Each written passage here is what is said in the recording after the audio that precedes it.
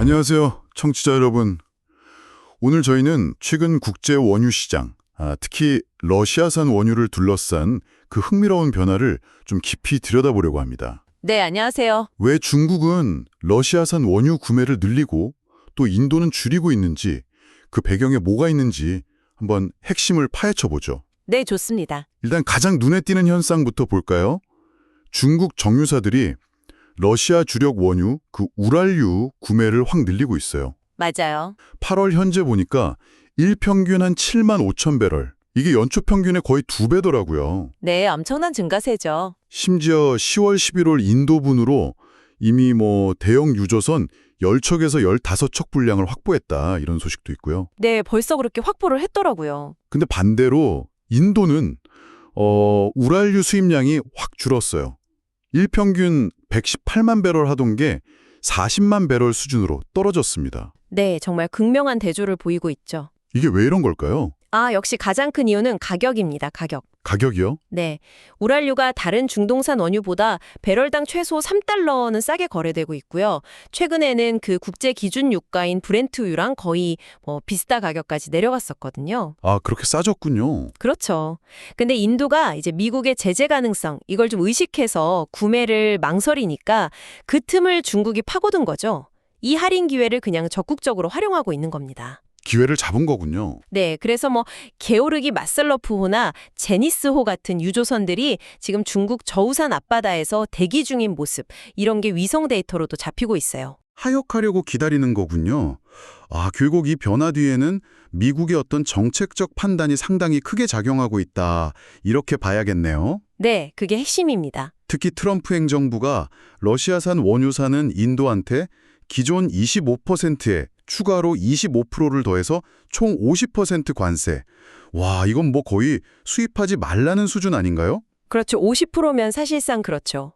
피터 나바로 백악관 무역고문 같은 경우는 인도를 향해서 아주 기회주의적이고 해롭다, 이렇게 강하게 비판하기도 했고요. 이야, 직설적이네요. 그런데 재밌는 건 중국에 대해서는 미국이 좀 다른 태도를 보인다는 거잖아요. 바로 그 점입니다. 아주 흥미로운 지점이죠. 트럼프 대통령이 당분간은 중국에는 비슷한 관세를 매기지 않겠다, 이렇게 밝혔거든요. 왜 그런 거죠? 표면적으로 내세운 이유는 푸틴 러시아 대통령과의 관계 개선, 이걸 이야기했어요. 근데 좀 더 깊이 들여다보면 다른 계산이 좀 깔려 있는 것 같습니다. 다른 계산이라면요? 예를 들면 지금 유지 중인 미중 무역 휴전 상태를 깨고 싶지 않다거나, 아니면 이제 곧 연말 쇼핑 시즌인데 미국 경제에 미칠 영향, 이런 것도 고려했을 수 있고요. 경제적인 영향도 크겠군요. 네, 또 히토류 같은 다른 협상 카드를 염두에 둔 좀 전략적인 판단일 수도 있고요. 복합적인 거죠. 그렇군요. 그러니까 인도는 세게 누르면서 중국에는 약간 숨통을 틔워주는 상당히 계산된 움직임일 수 있다. 맞습니다. 미국 행정부 내에서도 그런 이야기가 나왔어요. 인도는 전쟁 전에 러시아 원유 수입 비중이 1%도 안 됐는데 이걸 42%까지 늘렸다는 거죠. 소위 말하는 차익 거래를 한 거다. 네. 반면에 중국은 13%에서 16% 정도로 비교적 소폭 증가에 그쳤다, 이런 점을 근거로 들기도 했고요. 차이가 있긴 있네요. 네. 그리고 참 공교로운 게 딱 이 시점에 인도하고 중국 관계에 좀 미묘한 변화의 조짐이 보여요. 어떤 변화인가요? 왕이 중국 외교부장이 인도를 방문했고요. 5년 만에 국경 무역을 다시 열고 또 양국 간 직항 항공편 운항도 재개하기로 합의했어요. 꽤 큰 진전인데요. 그렇죠. 기자 비자 발급 문제도 좀 풀릴 것 같고요. 심지어 모디 인도 총리가 중국을 방문할 수도 있다, 이런 얘기까지 나오고 있습니다. 그럼 혹시 미국의 이 관세 정책이라는 외부 요인이 그동안 좀 껄끄러웠던 양국 관계 개선에 영향을 미치고 있는 걸까요? 그럴 가능성을 배제할 수는 없겠죠. 대만 아시아 교류 재단의 사나 하시미 연구원 같은 전문가들은 트럼프 관세가 인도 중국 관계 안정화 노력을 좀 더 빠르게 만들었을 수 있다, 이렇게 분석하기도 합니다. 하지만 근본적인 문제는 여전하겠죠. 물론이죠. 국경 문제 같은 그 근본적인 안보 갈등은 여전히 남아 있습니다. 하지만 와니 부장이나 자이샹카르 인도 외교장관이나 회담 후에 파트너십이라든지 어려운 시기를 넘어 전진하자, 이런 표현들을 썼거든요. 긍정적인 표현들이네요. 네. 그러면서 다극화된 세계 질서, 이런 걸 강조하는 모습도 보였는데 이게 좀 주목할 만한 부분입니다. 그렇군요. 그럼 앞으로 궁금한 게 중국이 인도가 빠진 만큼의 러시아 원유를 다 사들일 수 있을까요? 그 빈자리를 완전히 메울 수 있을지 그건 좀 쉽지 않을 거라는 분석이 많습니다. 그런가요? 네, 케이플러의 무유시 분석가 같은 경우 인도가 기존에 하루에 한 170만 배럴 정도 샀는데 중국이 해상 운송으로 사들이는 양이 한 120만 배럴 정도거든요. 이걸로는 그 물량을 다 소화하기는 좀 어렵다는 거죠. 부족하군요. 네, 그래서 인도가 계속 구매를 꺼린다면 러시아는 가격을 더 내려야 할 수도 있다. 이런 전망도 나옵니다. 러시아도 좀 곤란해지겠네요. 그럴 수 있죠.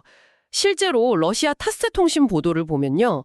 올해 1월부터 7월까지 중국의 전체 러시아산 원유 수입량, 그러니까 우랄료 말고 다른 종류까지 다 포함해서요. 이게 작년 같은 기간보다 7.6% 줄었어요. 5,771만 톤으로요. 오, 줄었다고요? 최근 우랄교는 급증했다면서요? 네, 그러니까 최근 우랄료 급증세는 맞는데 전체적인 흐름이나 다른 유종까지 보면 또 다를 수 있다는 거죠. 물론 그럼에도 불구하고 러시아는 여전히 중국의 최대 원유 공급국이긴 합니다. 그렇군요. 참 복잡하네요. 자, 오늘 이야기들을 쭉 정리해보면 결국 미국의 압박이 러시아 원유 흐름을 좀 예상치 못한 방향으로 바꾸고 있다. 이게 분명해 보입니다. 네, 그렇죠. 결과적으로 보면 중국에게는 저렴한 원유를 확보할 기회를 주고 또 지정학적으로는 인도와 중국이 전술적일진 몰라도 어쨌든 좀 가까워지는 계기를 만들고 있는 것 같네요. 네, 바로 그 점이 중요합니다. 이런 에너지 흐름의 변화, 또 무역 압력의 변화가 단순히 원유 시장에만 머무는 게 아니라 더 길게 봤을 때 세계 경제나 정치 지형에 어떤 영향을 줄지 네, 장기적인 영향이요. 그리고 또 만약에 미국의 정책 기조가 바뀐다면 지금 나타나는 인도 중국 간의 이런 해빙 분위기가 과연 계속될 수 있을까? 이런 부분들을 계속해서 지켜봐야 할 것 같습니다. 네, 정말 계속 주시해야 할 문제인 것 같습니다. 청취자 여러분께서도 이 복잡하게 얽힌 변화의 다음 단계는 어떻게 될지 한번 생각해 보시는 것도 좋겠습니다. 네, 오늘 이야기는 여기까지 나누겠습니다. 함께해 주셔서 감사합니다.